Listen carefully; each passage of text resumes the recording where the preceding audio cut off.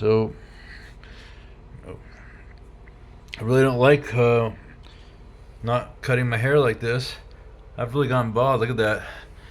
The stress of the last year, the last 12 months has been the most stressful year of my life. That's not supposed to happen like that. Like when you're in your late 30s, that's not supposed to be the most stressful year of your life, you know. But my life's been out of control. Um, I've never felt like I've had total control over my life. I've always been working for my family. My family needed me to do one thing after another for them, and they're not even grateful for how much I've given them. I've given my family 3 decades of my prime, um, meaning like instead of doing what I wanted to do because of their economic situation, they needed me to do what they wanted me to do. So yeah, I'm just trying to break free finally in my late 30s and start my life. I just can't believe how much I've given these people. But they're torturing me here with the poison food and lack of access to medical care. They're not taking responsibility. I'm completely dependent on them. And that's what they like. That's what my narcissist mother enjoys and my narcissist father enjoys. They want me totally dependent on them and at their mercy. And if I get out of line, they'll send me to a government dungeon and ruin my life further. And that's what it's all about. It's a power game. It's just a weird psychopathic game that they've been playing with me my whole life. And really sorry I came up to Oklahoma. But, you know, in times of crisis, especially in times of crisis, you go home to your family, you know? You don't just, like, what else do you do? Like, when you have nowhere to go, you got to go home, you know? So that's why I came home. And, they need me to go to Columbia. But I'm really experiencing a lot of bone pain in my femurs lately. My upper leg bone. I've never had a massage in my life. I wish I could have my tissues massaged. You know, the blood flow circulation is really important, you know, when you're bedridden like this for so long, you know. But my father's telling me he wants me to get a job, and it's like, I've had 50 fucking jobs. It's taken everything from me, all these jobs. Please just let me go back trucking and in a way that works for me, and I'll try to make that job work, you know. But I mean, I don't know why I'm not allowed to work in my field, you know. I studied IT and computers for the last 25 years. Every chance I got. Like, if you look at my podcast feed, it's like half the stuff on my podcast feed is like IT stuff. Yeah, it's not trucking stuff. There's not a single trucking YouTube channel or website or anything in my social media or anything. I don't care about trucking in the slightest. I literally got my CDL because I thought that would give me time to use the computer. I thought truckers are just waiting around in their trucks. You know, I didn't realize the waiting time is actually time to rest and recover from, especially when you have chronic illness. I thought you could use that time to do computer work. I didn't realize how exhausting it is truck driving. It uses all your mental energy. Because I didn't understand when I decided to get my CDL. I didn't know anybody that did trucks, except my father did it briefly, but he never talks to me about anything. He doesn't answer questions. Literally doesn't answer fucking questions. Like, I could have asked him. I think he knew how horrible trucking is, and that's why he just supported me to get my CDL the first time, because he knew it was horrible for me, because he has a hatred for me that is irrational, and he has an irrational hatred for his son, always has. And going back to when I was in like middle school or even younger maybe. But what kind of man hates a child, you know, his own child? Someone with mental illness. And but because he's hated me since I was a little boy, and my father, and he's been my worst bully in my life too. I dealt with bullies in school, but my father's always been the worst bully to me. And so he came over here this morning and told me he's going to send me to jail. Said that to my face repeatedly. He's going to send me to jail because I guess he's buddies with the local law enforcement. And I guess they're corrupt, and they can just come pick me up and take me to jail and like they did previously on some bullshit charges. They'll just fabricate charges and send me to a dungeon if my father wants them to. And he likes flexing that power. He likes that. It gives him a sexual gratification that he's not getting from females, because I don't think he's been laid in 20 years. But and he's trying to cockblock me. He doesn't want me to get laid either. So what a bitter, angry little savage. But yeah, I just need his support to, go back trucking. And I guess that's the biggest problem in my life. I thought gadolinium poisoning was the biggest problem in my life. And, being broke, I thought that was the biggest problem. But I guess my biggest problem is just coming from savages. Coming from horrible, rotten people. So that's the biggest problem in my life. So I guess if I was going to create a GoFundMe to, go back, to get help to go back trucking, well, I wouldn't, because men don't elicit a sympathy response from strangers. Men don't. That's why it's only women and children. But if I were, I don't even think I'd mention that I'm poisoned by gadolinium and that I need medical care that insurance doesn't cover. I don't even think I'd bother mentioning that, because that's not even my biggest problem. My biggest problem is getting clean drinking water, getting like basic medicine, and getting clean food and housing. That's my biggest problem. That's crazy. So I got into camping. I created a new playlist on this channel called Camping, and I'm fantasizing about living in like a modified school bus and stuff. I want to build one of these someday. They're called schoolies. The school bus platform for a an off-road, for a RV is the right way to do it. I would never buy a prefabricated RV. I might take inspiration from these prefabricated factory-built RVs, but if I was going to get an RV, like a full-size, I would convert a school bus. That's the correct way, because they're heavy-duty. They're like super heavy-duty. Whereas like prefabbed RVs, they're kind of like prefabricated homes. They're not built to last, and they fall apart. But I always thought it'd be cool to.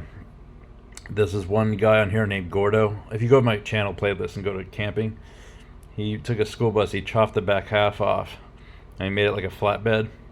That's so freaking cool. And you can put like a tent around it, so it's like private, and you could turn that into like a shower, and so you can basically, he has like solar on the roof and stuff. It's so cool. That'd be so cool to live in. I could totally live in something like that. I just hate being dirty and being dusty. I hate dust, I hate dirt and grime. So that's always been a thing about living in vehicles. It's like, as a trucker, you get to take a shower at the truck stop, but if you can't shower in like doing van life or something, that would be miserable for me. And I appreciate lots of water pressure. So if I was ever going to build a RV someday, I want to build one. It would be a modified school bus. And it would have, hundreds of gallons of water storage on board, and some lithium batteries, like $60,000 worth of lithium batteries, so they could go off grid for weeks and just recharge off solar. And it's called boondocking. That'd be so cool. So yeah, that's a fantasy of mine, but it's not economical to live in a RV or a van and do it comfortably, like recreating the comforts of a apartment. It's actually cheaper just to rent an apartment. I crunched all the numbers. It's like $100,000 worth of modifications at least, perhaps even more. And then you got to factor in the fuel and where you're going to park it. You got to pay for parking, and it just gets astronomically expensive. So that's just a fantasy. Maybe I'll do that someday if I'm rich. I don't think I'd ever buy a boat. For the longest time I wanted to own a boat. I realized that's crazy. But instead of a boat, I'd rather have a land yacht. It's like something like that. So check it out. It's in the playlist under camping. I think it's so cool. But yeah, I'm just passing time here. I can't do any real computer work. I have like a year of 40 hours a week full-time work just to get my digital knowledge base organized. That's crazy, right? But it's 20 years. I have a digital backlog that goes back to like the 2000s, the late 2000s. I have a digital. I might even have some Bitcoin. I don't know. I might have some Bitcoin wallets. I don't know. I have terabytes and terabytes and terabytes and terabytes on these SSDs and these hard drives and in the cloud. And I pay for that storage every month. And when I was in jail, I didn't pay for it, and I'm so glad it didn't get deleted, because I would be heartbroken and devastated if I lost this information. It's years of work. Um, but yeah, it's like just a lot of stuff to go through. And yeah, so I'm hoping my family will let me stop wasting time here. So I realize I'm dealing with my father. I realize he has Alzheimer's or something, definitely some sort of neurodegenerative condition. So the way he interacts with me this morning, doesn't make any sense. He's telling me I need to get a job, even though I don't have phone service. I don't have a working mobile phone. I don't have phone service. I don't have Wi-Fi. I don't have internet on the computer. He's telling me I need to get a job. He's going to send me to jail. So he's making threats, trying to cause me to do something I can't do. He thinks he can threaten me, scare me into making my phone work without phone service. It doesn't work that way. So you have a VoIP number. That's not a phone number you call an employer from, because any phone number you give to an employer, that goes into your background check. And I'm not giving out my VoIP numbers that I've used for like 10 years across, millions of services on the internet. I'm not giving that to my employer so they can dig up every social media post I've ever, and that's just not an employer phone number. So you want to segregate these things. You want to have the information you give to your employer should be different from the information you give to Amazon, which should be different from the information you give to your friends and family. So yeah, so I'm just kind of at a loss here what to do. If there's anybody watching that has good credit, give me a credit card. I'll pay it off, and I'll pay you for the hassle. I'll sign any kind of. My father thinks I won't pay him back. That's why he won't give me a credit card. He thinks I won't make the payments. So I'm trying to think, how can I convince him? Because part of having Alzheimer's is you think everyone is out to get you, and everyone has ulterior motives. So I'm trying to think, what does my father think is my ulterior motive for trying to get food security and get moved in the hotel so I can get to work? What does he think I'm trying to do? Does he think I'm trying to procrastinate saving $1,000 a week in a truck, eating every day, like eating what I want to every day? Like, what does he think? I'm trying to think, trying to understand someone who's insane. It's like you just go in circles and it makes you insane. So it's like I'm trying not to, but I'm curious. I can't really communicate with him, I realize, and I had this problem 10 years ago with him, which is right before I lost my apartment. I realized my father he wasn't talking much. We would spend time together, and he would just give these little like one-liner sentences, and there was no in-depth communication. Like, he can't speak for hours on it seems like his vocabulary is extremely limited, and he likes to repeat phrases over and over again. This was 10 years ago. And since then, I think he's totally lost his mind. I think he's just really good at pretending that he's still got it together. And then I think my mother's also lost her mind. She called the police on me for having nowhere to go. And tried to charge me with a felony. Almost turned me into a convicted felon.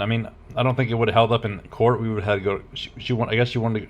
It would have been a court battle, but she tried to, at least try to get me charged as a attempted burglar, just for coming to my family home, ringing the doorbell. So that is something a narcissist would do. But a narcissist with dementia, they're 10 times worse than a normal narcissist, because at that point, they've lost all their humanity, and it's just an angry animal, essentially. An angry animal in a human body. That's what a narcissist is. Demonic. And so my mother and father both. So it's pretty sad, pretty scary. It's and my father, I'm getting zombie vibes from him. I didn't realize how frail he is. He's very weak and skinny and frail. he looks like a walking corpse at this point. And I haven't seen my mother, so I don't know what she looks like. But she didn't look too good either. So they're aging really quickly. You know, they both got a lot of COVID jabs, and they both had cancer and heart disease and stuff. Or I don't know if my mother's had cancer, but they both give themselves heart disease, and they live in a very disgusting, filthy home full of dogs. And so they're not gonna. I don't think either of them are gonna live much longer. And I don't know which one's gonna die first, but it's really sad. Like, and this is a common story on Raised by Narcissists on Reddit. You'll see. If you go on Raised by Narcissists, the subreddit, you'll see stories of people who are dependent on their parents, elderly parents, for one reason or another. Maybe they have a disability or something. That's typically what it is. And then their parents die and leave them nothing, or leave them like with some expensive problem that they weren't expecting, and then they're totally devastated. So they're trying to reproduce that pattern with me. That's just what they do. I don't know why. I don't know. It's almost like a script. It's like, and it even gets more bizarre. My father gave me essentially $10,000 to go to Colombia, or to be homeless. He bribed me to be homeless 5 years ago. It wasn't actually $10,000 because there were some expenses I incurred before I even went to Colombia, because he made me he actually wasn't paying me to go to Colombia. He was just paying me to get lost and to be homeless. And I was too naive and optimistic to see what it was. And I looked at it, but anyway, I went later and I looked on Raised by Narcissists, and apparently this $10,000 figure is a repeating pattern that comes up over and over again. When narcissists die, they'll leave everything to one kid. If they have two kids, there's the golden child that can do no wrong, my brother. They'll leave the house and the cars to the golden child, and they'll leave $10,000 for the scapegoat. I'm the scapegoat, or they'll bribe the scapegoat $10,000 to be homeless. Which is what my father did to me, and it's always $10,000 for some reason. It's just that number for some reason in the narcissist mind. It seems like a lot of money, but it's not really enough. It's not like enough to actually like change anything, So it's just like a weird figure, that $10,000 figure. So, but it's enough to make it sound like they did something for you, so they look like they're the good guy, when really it's, when he gave me that $10,000, it wasn't $10,000. It was 9,000 something. But actually, I was forced to live in a hotel, which is very expensive in Oregon. So I ended up, by the time I actually booked the flight and everything, got to Colombia, I maybe only had like 7,000 left. And my plan was to try to live on that for like 4 months, 5 months, 6 months, and see if I could use what I had at the time to become proficient in web development and then do like freelance work online. That was my plan, at least. It wasn't thought through very well, but I've had this passion around web development, building websites, programming. I've had this obsession my whole life. One of my first paid jobs, if you will, was in high school. I built a website for a guy, and he paid me a bunch of money, thousands of dollars. And then I ended up I ended up getting in over my head, and I left him my client high and dry. I was 17 or something, and I had just dropped out of high school, I think. So it's haunted me ever since. I feel bad about what I did to that guy, but he shouldn't have put all his trust into a 17-year-old loser, pothead. So, but at the same time, it's haunted me. I wish I could apologize to him for what I did. I literally built him a half-built website, and then I just disappeared on him. And after he paid me, and he could have sued me, never did. But I think he paid me like $2,000 or something, which at the time seemed like a lot of money, but in retrospect, that's nothing. Yeah, so I'm not saying I'm innocent. You know, I've done horrible things. I'm a horrible. I was a rotten scoundrel, as any young man is who doesn't have a good role model. You know, if you don't have a good father, you're gonna be a rotten scoundrel. That's why, you know.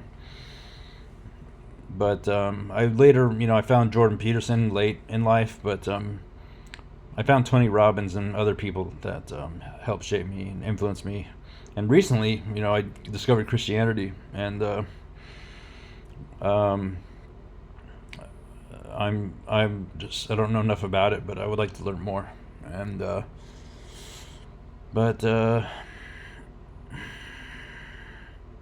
very sick, so yeah. So I have bone pain in my femurs, and it's making me restless here in bed here. Eating ramen noodles, and my life depends. I'm at the mercy of a man who is very sick, my narcissist father, and he's threatening to send his armed thugs to come haul me off to a dungeon again. I can't go back to a dungeon again, so I can't ever be arrested or go to jail ever again for anything ever. It was just too miserable, too destructive to my health. Um, but yeah, so I'm hoping I'll get a credit card or something and start getting prepared to get my CDL back and go back on a truck. And yeah, if once I go back on a truck, I promise I'll never talk to my family again. So I lost my whole family, and that's horrible to lose your family like that, especially after you've given them 3 decades. Like, I mean, I think 3 decades of my life, I should at least be supported to go back trucking. You know, for after giving them, because all I ever wanted to do was just, you know, get technical with computers, learn as much as I could about computers. I'm even fascinated by things like obscure, like my obsession with technology. It's not just one specialty in technology. Like the whole stack intrigues me, and I'm obsessed with it, and it's a lifelong passion, and always will be. There's no computers in jail. It was very sad. Although they did give us these horrible Android tablets. It was horrible, but better than nothing. But yeah, I'm just still recovering from the trauma, psychological trauma from jail, and I'll have to work with a therapist in the future to understand, you know, more about how this much evil can be done to someone. And yeah, try to look to, you know, Jesus. What would Jesus do? And yeah, I don't know. I have some spiritual problems from that have been given to me. So, but yeah, if I can just go back trucking, get back to where I was at Prime. The best I ever did in my life, I guess, was when I was doing trucking at Prime. This was after being poisoned by gadolinium. They gave me a brand new, perfect truck, the truck I wanted. I had a brand new truck from the factory, and I was making, you know, $1,300 a week, and I was driving out west, which is the best part of the country to drive, and I just was really not working hard because of my gadolinium poisoning, and it really caught up to me. And then I got greedy and I started training. Then I was making like $2,000 a week, and then I got even more greedy and I decided to lease the truck, or I was forced to lease the truck because I couldn't get out of the truck. I didn't know where to go. My manager, I ruined the relationship with my manager because I was a bad trainer, and then I should have quit and gone to another company, but instead of quitting, I didn't have the money saved to be able to quit. So this is a theme in my life where I get stuck in a job and I can't afford to change jobs. And so that's a lesson for anybody, is always have a way out, especially if you get into a toxic workplace environment. You always need to be able to get out. And if you're dependent on next week's paycheck, you can't afford to get out, you know, and that's what happened to me. So all those years, I wasted so much money on McDonald's. And that sounds funny. Like, McDonald's is cheap, right? But truck stop McDonald's and normal McDonald's are not the same thing. Truck stop McDonald's, the prices are double. So I would spend $40 on a meal at McDonald's at the truck stop every day. $40 a day just for lunch. And I was blowing all my money on food and bottled water. And food, bottled water, and I'd pay for parking because I was so tired and sick to find free parking, because free parking is hard to find. So I would just pay for parking, and that's $20 a day just to park a big rig at a truck stop. Yeah, paid parking. So, but yeah, if I can go back trucking, I know how to do it economically now. I'm actually quite good at trucking, meaning I know all the tricks and all the things that come with years of experience that a rookie wouldn't know. And I trained a lot of truck drivers. I trained like 10 different guys probably on my truck. I don't keep in touch with any of them. There was one guy named Matt in California, in Los Angeles. Two guys in the LA area that I think about sometimes. I wonder how they're doing, but I don't even remember their names or how to look them up or anything. So I just don't save people's contact information because I didn't plan on ever being a trucker this long, and I don't want to have normal contact with people that there's no benefit in maintaining a relationship, but I guess there would be in this situation. I wish I could get in touch with these guys that I trained years ago, see how they're doing and see if maybe they could help me, because I'm sure they would. But I just don't keep in touch with people that I don't see as a part of my future. Like, why would I? So, but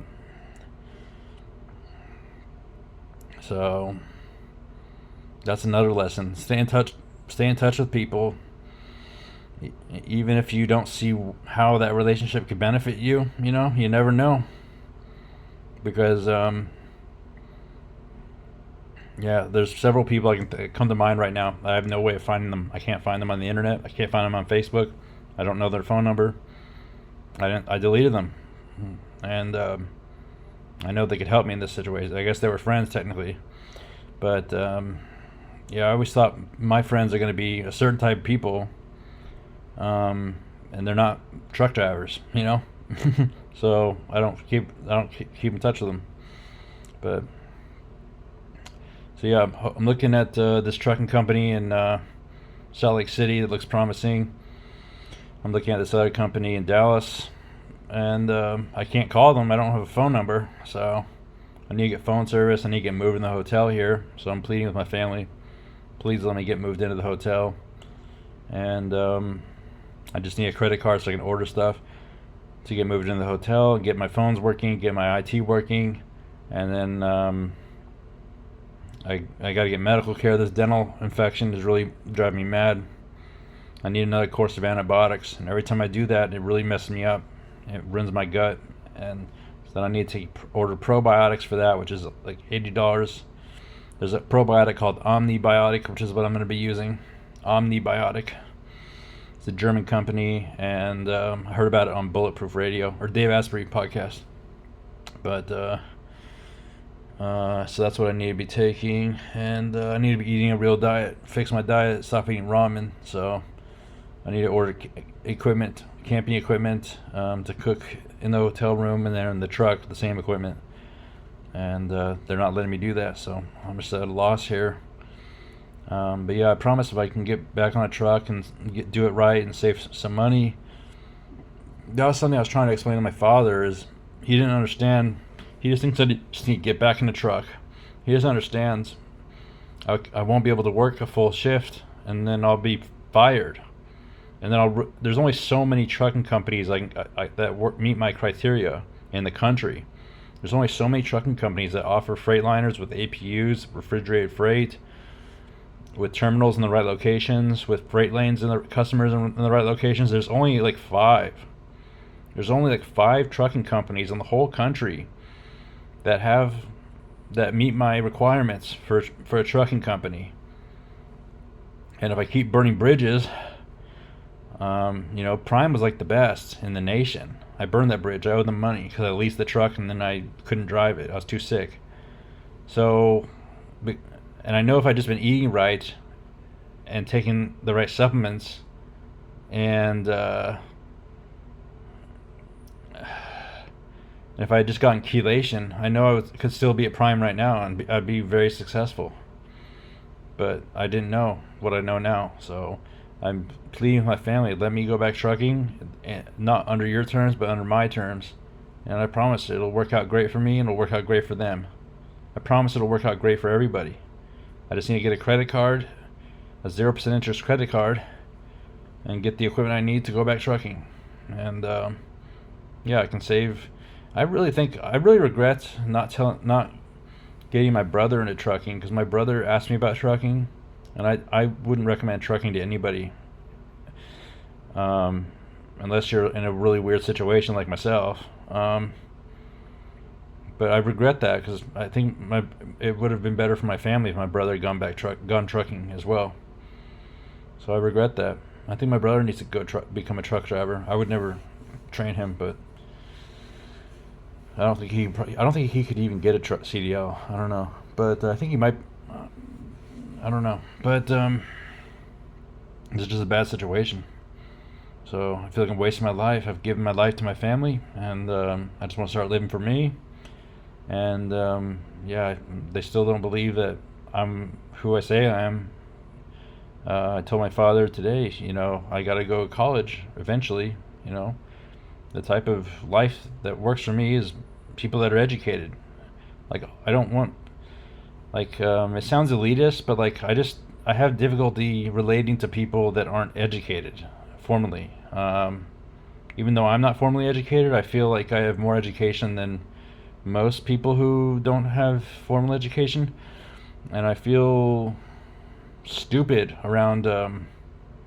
That's the wrong word. I feel like I am being infected by other people's ignorance when I am surrounded by ignorant people in the workplace or wherever. And it feels like a breath of fresh air when I interact with people who are formally educated, people with a university education. It's like a breath of fresh air. It's refreshing, and it just feels good. I just love that energy, and so I really have to get some education for myself, and I can't really it's like a different world, blue collar world versus the educated world. And then with my passion around technology, all those jobs require education. So it's just, what a horrible situation I find myself in. But hopefully I'll get better. Hopefully I'll get the support to go back trucking. And I'm not going to give up.